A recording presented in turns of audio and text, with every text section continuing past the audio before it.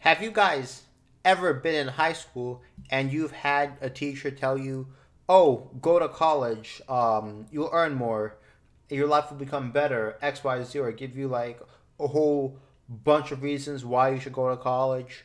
Maybe you've even had guidance counselors telling you, "Oh, you should go to college and everything too," but they don't offer you any alternative solutions. Maybe they don't talk about like vocational programs, or they don't talk about other alternatives you can do as opposed to going to college, right? So let's take a look at this comment here. I watched this video from Thorge.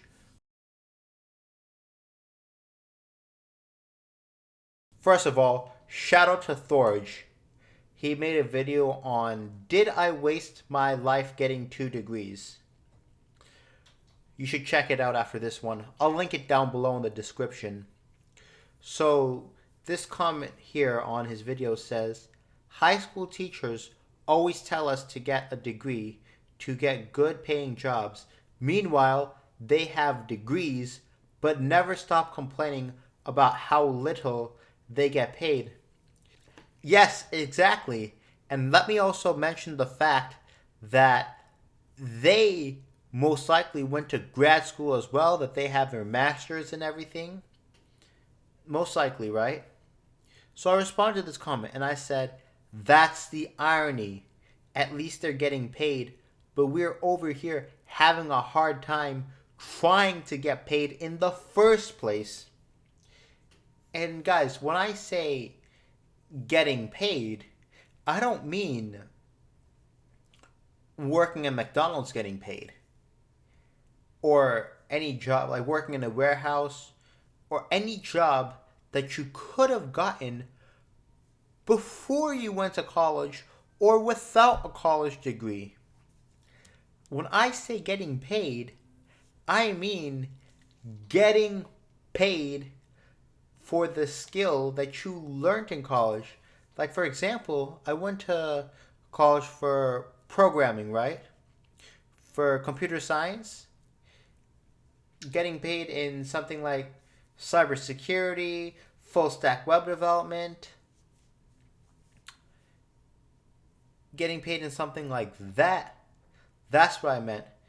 Getting a salary that reflects the skills that you studied for in college. But we can't even do that. We can't even get that right.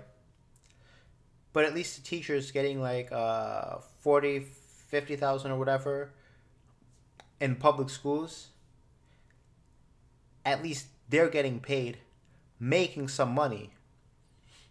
Now I understand it's probably not a lot of money because they might have families to take care of. They might have student loans and etc. Because just if you go to college once for undergrad, the student loans for that is already a lot.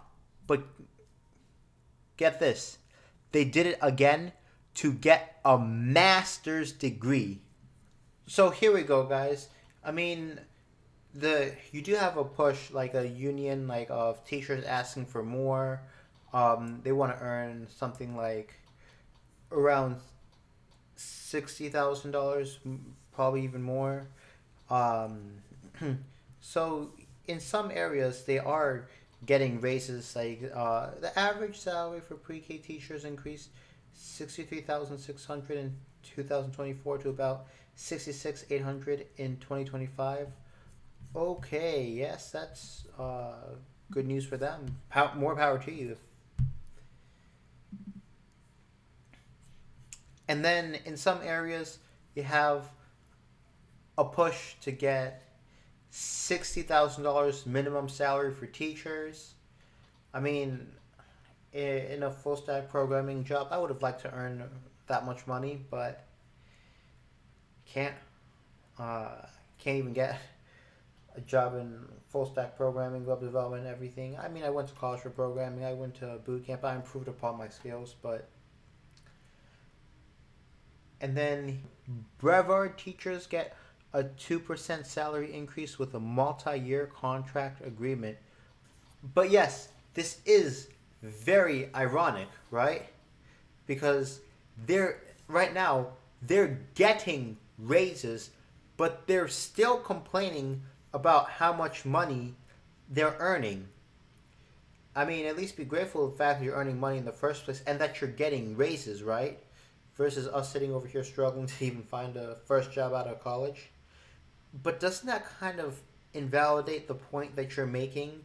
You're telling your students to go to college and everything, while you, and then you don't think you're saying here that you don't think you're getting paid enough. Like you're kind of implying that the students will be earning more over their lifetimes when they're going to college and they graduate, right?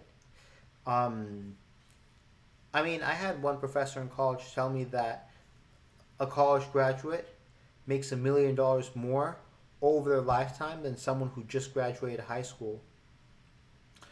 But first, let's assume that you get the job in the first place. What about all that overhead, right? And the student loans and everything. Wow, so Wallet Hub says 37, just over 37,000. And I got this summary here from Bing's AI. So federal student loans in 2025, it's like nearly $40,000. Um, I mean, I did hear about people having over $100,000 in debt and everything, but if you're saying average, like $40,000 is still a lot. So as a teacher, maybe it's a little bit more than your salary, but I honestly would want to see, maybe one of you guys are teachers and you guys can tell me in the comment space how much your student loans are, like what your monthly payments are, interest rate, etc. But even without the student loans, let's not forget about the fact that you probably have rent to pay, groceries, maybe you have a family to take care of, medical expenses, and all of that stuff, right? I mean, how can you imply that this specific advice will make your students happy if you can't even pretend to be happy for the students that you're providing this advice for, right? I mean, how does that make any sense? Anyways, guys, let me know what you think of this video. If you like this video, please don't forget to smash that like button, subscribe with bell notifications, and share.